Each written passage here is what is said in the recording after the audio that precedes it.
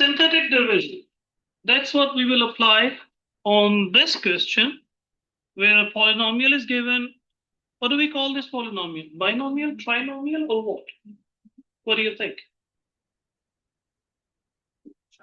Trinomial, because there are three terms over here, right? So if you want to use a synthetic division, first of all, keep an eye on this factor that you're dividing with. First of all, you will take this and equate this to the 0. X plus 1 equals a 0, right? So what will this x plus 1, if I want to simplify it, what should I do? I need to get rid of this 1. I want to get rid of this 1. X should be all alone on itself. How can I get rid of 1? Subtract a 1 on both sides, right? Easy thing. What will I do? I will subtract a 1 on both sides, and that gives me x equals -1, right? Now we start the structure for the synthetic division. This is the structure or the framework that we will use for synthetic division every single time. This separated -1, I will always place it over here on the left side. This will always be here on the left side, -1. And then to solve this, it's way easier compared to the long division because we are just dealing with the coefficients over here. We are not supposed to put those all long steps. We will just take the coefficients and the constant itself. What's the coefficient here? 1. Okay, so I will bring just the coefficient over here. I don't need to write down the variable. Okay, but keep an eye. This 1 had a variable next to it with a square.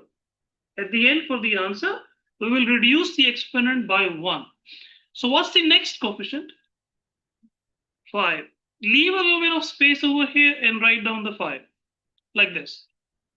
Then after that, we have a constant. So I will bring that constant over here also. That's a 6.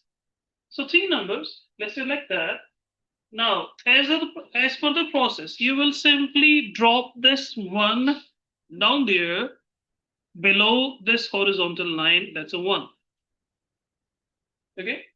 No change required. Just do it in the same way.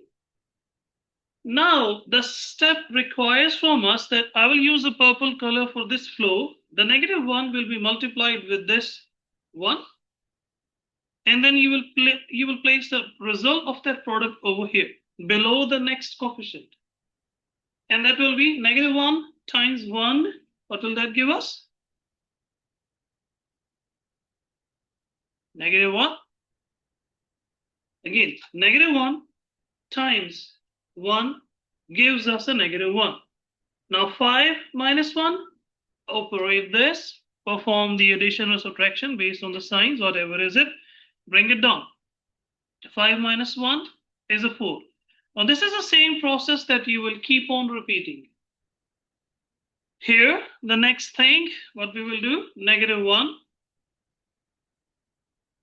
times this 4, and then I will place the product result over here. What will that give me? -1 times 4, a -4, right?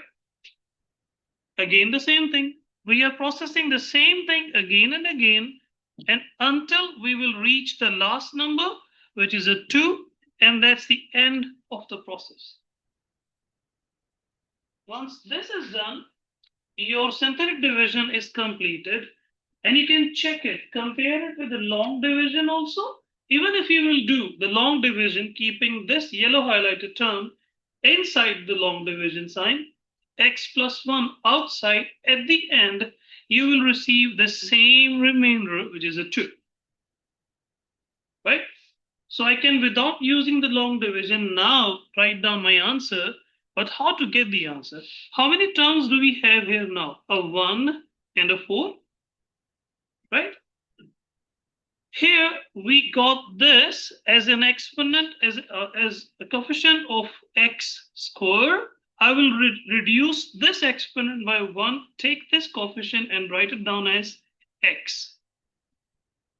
And what was the coefficient here? This 5 was a coefficient of the x.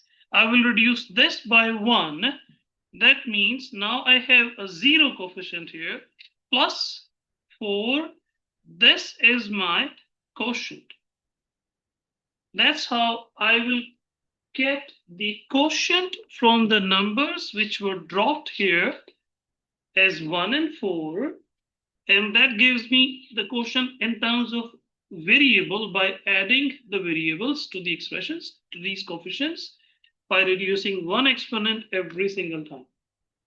So the result here for the whole division process, I can write down this is my quotient. So x, let's write it down, x plus 4 and then plus. I will write down the remainder divided by x plus 1. The same thing, it's the same way of writing the result for the division that we did for the long division. That is giving us a multiple different ways of looking at the expression now. One more thing, here we have p of x, and the main question over here is requiring from us to provide the p of something. What should I put the value and what will be the remainder here? So for that, you will use the same x equals -1. The x, when it's equal to a -1, the result is going to be the 2. Where did I get that 2 from? Again, let's connect it. The 2 is actually the remainder. That's how you can find the remainder from the synthetic division.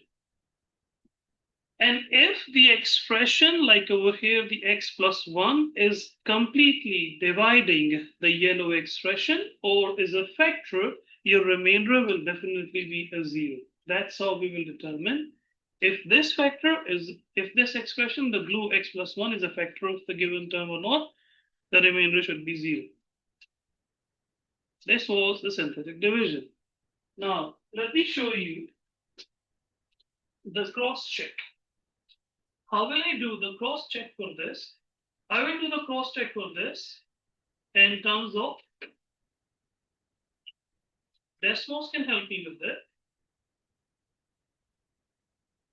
In Desmos, I'm going to put the same expression, which is x squared plus 5x plus 6, exactly as it is, no changes. P of x equals x squared plus 5x plus a 6. See the parabola? What will I do? I will take that same value of x, which was -1, and I will put that -1 over here. You see the remainder? It's equal to a 2, like for when x is at -1. This is the point where you will get the result. So p of -1 is a 2. P of -1 is a 2. We can use the synthetic division to find the same thing. And we can cross-check that with the Desmos also. Oh.